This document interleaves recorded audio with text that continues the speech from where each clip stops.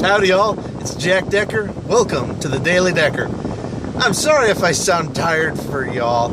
I've been dealing with it. I've got no air conditioning in my house. This is the hottest summer on record for this city. I've got all the lights turned off. The only breeze I can get at night is with all the windows opened and hoping that I get a cross breeze going. But combined with this mulch that it smells just like a cow shitted out right next to my house, I've now got this skunk infestation in my neighborhood. There's this like caravan that goes by my house every night as I drive up to park every night when I get home. And last night I wake up in the middle of the night to this damn squeaking noise, and the two of the buggers are doing the dirty outside my window. And oh God, you go into my house, man, even the dude without a nose would go, that stinks. It's bad right now in my house, and I am having the hardest time sleeping. I'm trying to look up how to repel skunks, but with no real success so far. So hopefully we'll get my skunk infestation out. Otherwise, it's going to be hunting time in my neighborhood, if you catch my drift. Either way, going back to the purpose of this video, finally, us Android users have the date of Fallout Shelter. It is August 11th. Ah! My bad Schwarzenegger impression. But it's like, come on, guys. You came out with the iPhone version right after the day of your announcement, for Pete's sake. Why does Android get treated like a second-class gamer in this mess? This is like Hearthfire and Dawnguard all over again for the PlayStation 3. How it took Bethesda forever to release them. Now, on that one, they owned up to it. Hey, it was a coding glitch that they didn't realize till last minute. And I hated having to wait. I don't remember the exact time frame. I felt like 6 months waiting for the game. When Xbox got to play it and post all the videos of it, it was like, no! And at the time, I didn't have a PC. So it took you forever to fix that, and now it feels like you're doing the same thing again with Android. Hey, and so far I've not heard a single good reason why it's taken till August 11th for you guys to come out with this version. Hey, if you want to admit, hey, you forgot to program an Android version, admit that. I'm tired of feeling like a second-class gamer here. First with PlayStation 3, which was a better system than Xbox, so you should have fixed, harder to program, true, but it's a better system, so hey, utilize it, get it going, build the game well from the ground up so that you can use it. And then now with Android, it's like I have to watch all of these freaking iTunes elitists with their iPhones playing the game before I get to. Come on, Bethesda, don't do this to us. We love Fallout. Don't screw over the Android class here. But at least they finally have a date now, so I can stop Googling it every other day to figure out when is Fallout Shelter coming to my Android. And with my luck, it's probably not going to even be compatible with the phone I got. But come on, guys. When you release these games, you need to get your act together and release them simultaneously. Otherwise, it makes you feel completely left out if you don't have the iPhone, for Pete's sake. It makes, as I said, it feels like a second-class gamer. So stop doing this, guys. Now, I do like at least you're trying this free-to-play, and it's not actually free-to-play, pay-to-win mess that so many other people create.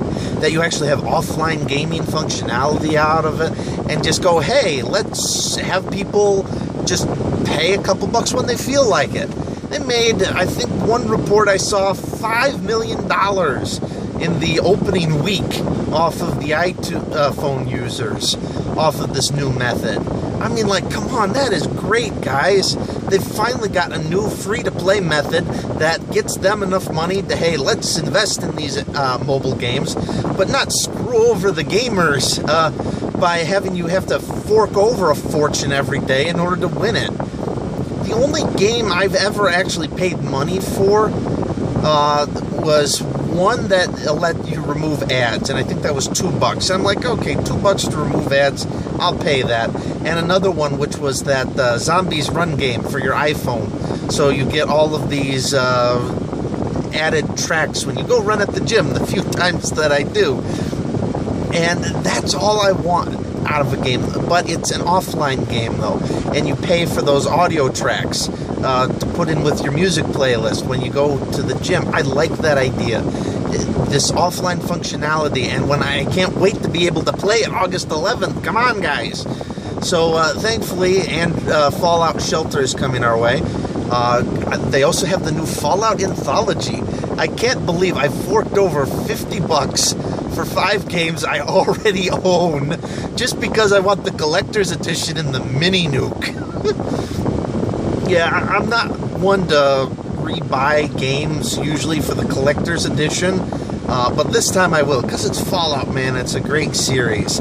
And thankfully, I was lucky enough to get the Pip-Boy edition on Amazon, so I cannot wait to see this new phone integrated Pip-Boy thingy for the game. As Peter Hines said, a lot of these out-of-game things are just cheap gimmicks, but this is the best fucking gimmick yet. And I can't wait to see that. And I'm sadly going to be sitting there with this huge-ass piece of plastic on my wrist, typing in it away as I'm playing the game just for that extra added reality field to the game. So hopefully it works well. I cannot wait for the Fallout 4. And another, yeah, if I can get my phone in there. Hopefully they'll have, they said some phone inserts will be shipping with it to cover a wider range of phones. It'll probably be then within the first 2 months, then after people get the tech specs for the standard phone slot in there, we'll then create all of these hundreds of thousands of 1995 phone inserts aftermarket that you can buy to stick whatever small phone you got in there. What would really be nice, though, is if they had the app so it would work on a Samsung Gear and play it that way. I would buy the damn thing just for the Fallout to be able to play it on that smaller, more comfortable sized device. But considering the functionality that comes out of a Pip-Boy in-game and how much time you spend in those menus, you probably do need that wider screen that comes with the cell phone sized case thingy there. So we'll see how that works. Also, biding my time, I finally got to start Wasteland 2. I got to start all of the first couple minutes of the game before another skunk-related emergency happened. So I have not been able to get beyond like the first 10 minutes of... Well, actually, I think it was a little bit longer than that, because I'm shooting at this radio tower trying to find what happened to this other ranger that got killed. But I don't think any spoilers, because all the first 10 minutes of the game is all I've been able to play. But looking forward playing that through to bide me over. I've almost finished Fallout 3. I've done the pit now. I've done Anchorage. I've done Mothership. I'm waiting to do the Point Lookout, which is the swamp adventure, until after I finish the main story.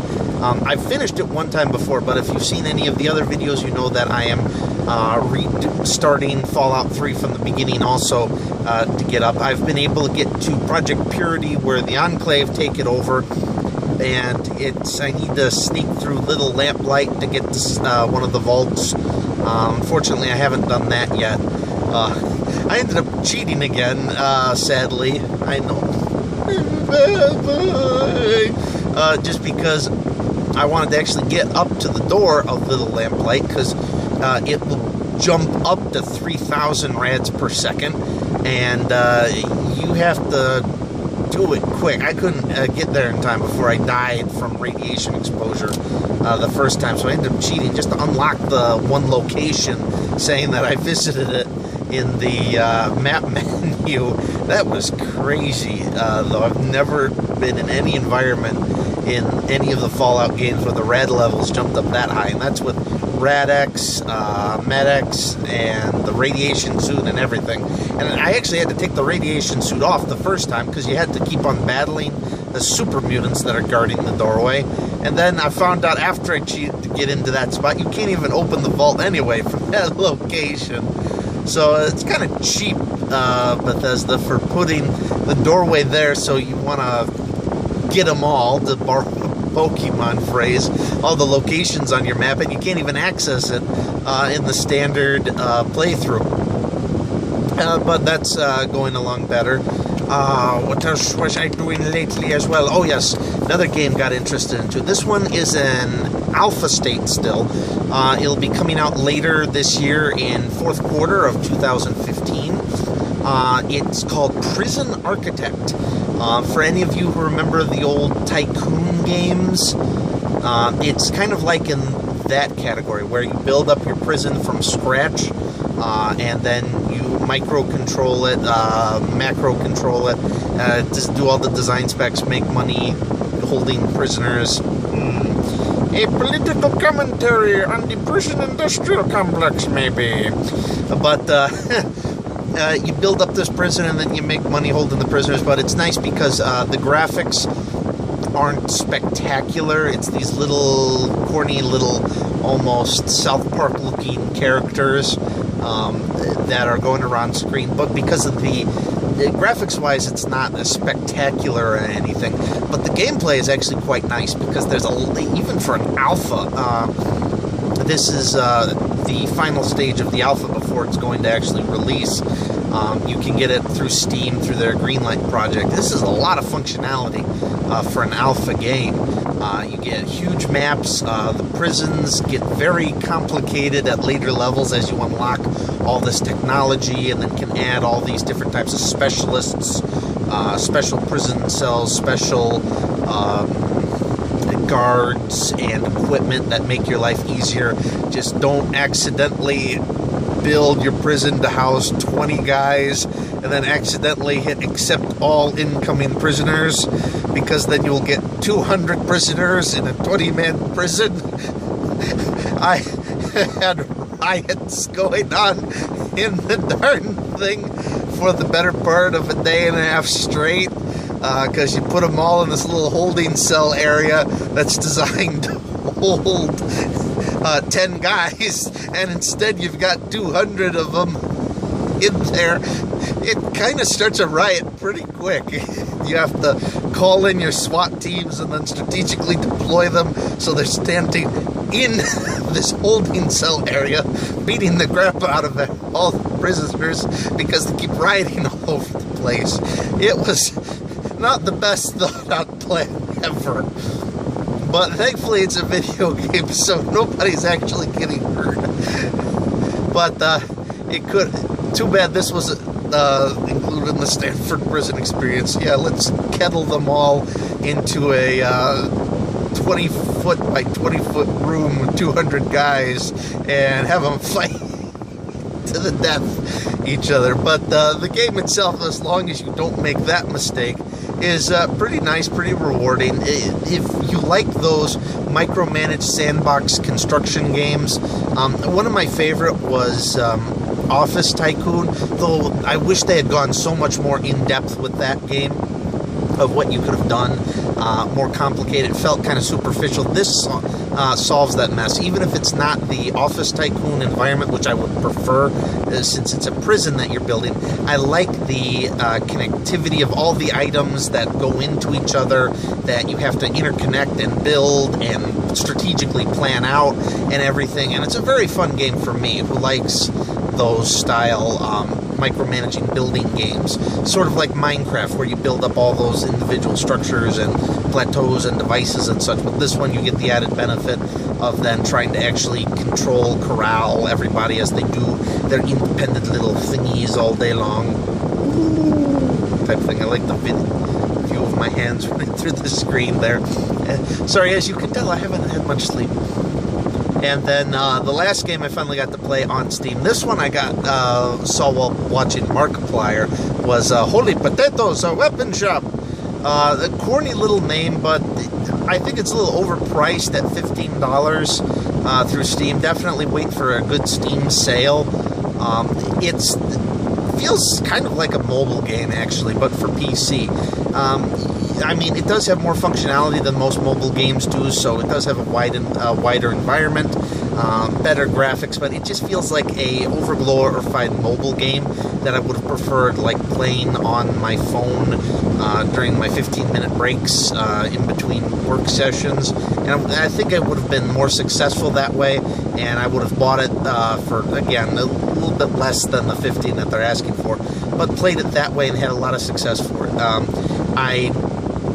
It did kill some time, but as I said, my favorite one right now that I'm playing out of the Fallout and the Wasteland and the Holy Potatoes and the Prison Architect is definitely the Prison Architect game. Also, if you've made it this far, to continue on the political commentary I made last time about the whole support of Trump thing, I happened to realize as I was going through watching the old episodes of The Apprentice and other interviews that I've seen him in, I wonder if he's not doing this to actually run, but just because he likes controversy. I see him in all of this interviews with him, and he's thriving on these reporters trying to make him look like a jackass, trying to trip him up, trying to catch him and make him look bad. He's thriving in this environment. And I'm really sad that the reporters, I think, are what's making him become this new Republican mainstay name and making him look successful, because they're feeding into his ego and feeding into the controversy that he loves, and is thusly able to boost his numbers in the process because he's able to hold himself well in this political environment. So CNN, Fox News, you don't want the guy to win. Stop talking about him. Stop feeding his ego. But anyway, that's my rant for the day, as I'm now too tired and need to now take a nap during my lunch break. Thank you all for watching the Daily Decker. See you all next time.